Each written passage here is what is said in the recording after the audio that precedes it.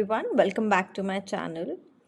Today in this video we're gonna start discussing about menopause. Menopause is a biological stage in a women's life who stop menstruating and reach the end of their reproductive life. So menopause happens when one does not have menses or periods for 12 consecutive months, and these are those people who reach the menopause naturally. So before understanding menopause, let's also try to understand what is perimenopause. So the time leading up to the end of your periods is known as the perimenopause, and where peri basically means around. So during the perimenopause, the one might be having periods, but there might be a change in the frequency or nature, and one also start experiencing the menopausal symptoms. So this is a time period when the body is prepping up for the menopause. So very interesting thing is one is in the perimenopause stage till they have not had periods for 12 consecutive months, and this is just one day which we call menopause, and after that one day the person is known to have postmenopause. Now let's discuss about the symptoms of one being in a perimenopausal stage. The first one is change in the cycle length. That is, one might experience less frequent and lighter periods, or on the other hand, two periods might come together, maybe very closer in the time period, and also heavier than the usual ones. Now let's talk about the second symptom. The second symptom may be the sudden onset or the worsening of the PMS.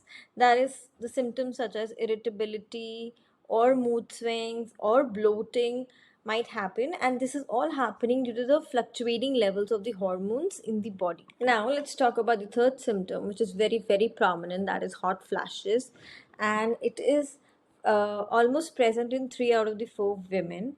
The major symptoms associated with the hot flashes are like sweating, dizziness, lightheadedness, and heart palpitations.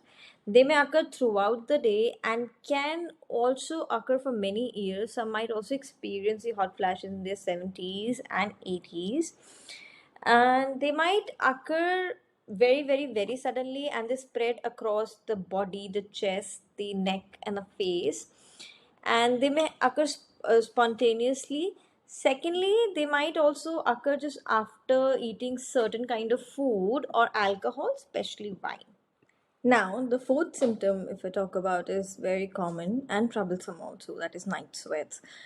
So many women find themselves waking up in the middle of the night being drenched in sweat, and which is very disruptive for them, and they are required to change the bed linen and also disturbs their partner. The next symptom is a change in the sex drive. There might be a reduction in the libido due to the fluctuation in the hormonal level.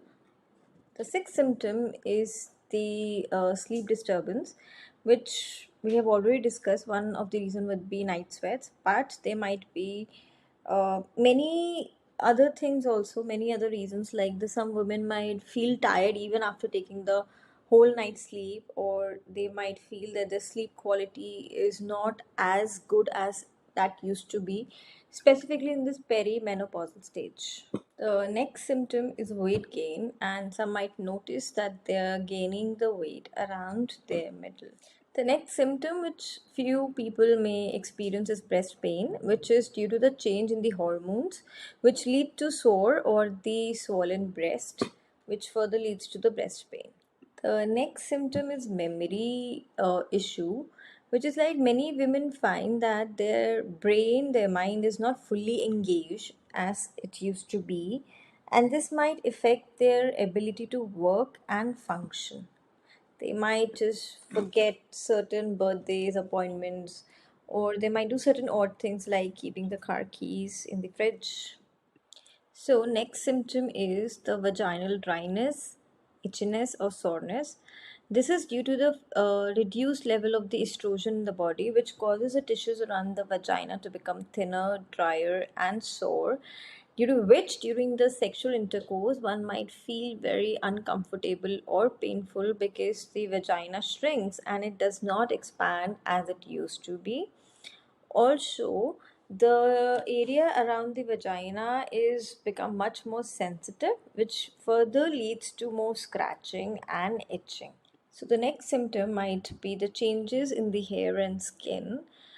The estrogen is responsible for the collagen, which is a protein that supports the structure of the skin. Due to the reduced level of the estrogen, one might notice that they're losing the elasticity, there's fine wrinkles, and the skin also become much more drier and thinner, and also the glossiness of the hair is lost and the hair also thinning. Now, the next symptom is for the people who had a history of the migraines. If they had a history, they might notice that they are having more migraines, or the episode of the migraine are becoming much more frequent and closer. That is all due to the hormonal changes in the body. Now, the next symptom is very much similar to the memory issue which we've already discussed. Some women might notice that they have a difficulty in concentrating and multitasking as they used to do it before, which might create frustration for some. Next symptoms include the urinary system. Due to the reduced level of the estrogen, the tissues around the bladder also thin and weakens out, and the symptoms might include like the urgency to go to the toilet, and also there might be some recurring UTIs. So during this perimenopausal stage, due to the hormonal fluctuation, some might notice that their emotional well-being is also affecting their quality of life.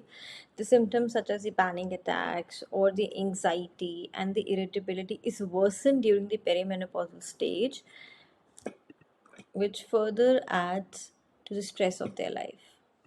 Next is some joint and muscle pain, because the estrogen is anti-inflammatory, which is very much helpful in making the cartilage.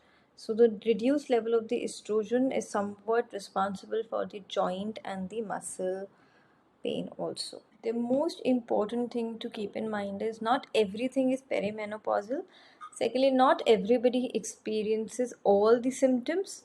Some might experience some and the other might experience certain other symptoms. Secondly, always listen to your intuition and take the help of the medical professional if you're facing certain thing and they're affecting your quality of life. So thank you for listening me till the end. So I will be coming up with the more informational videos related to menopause, and if you have any other specific question or any other information which you feel might be useful for the other people, so kindly comment and let me know.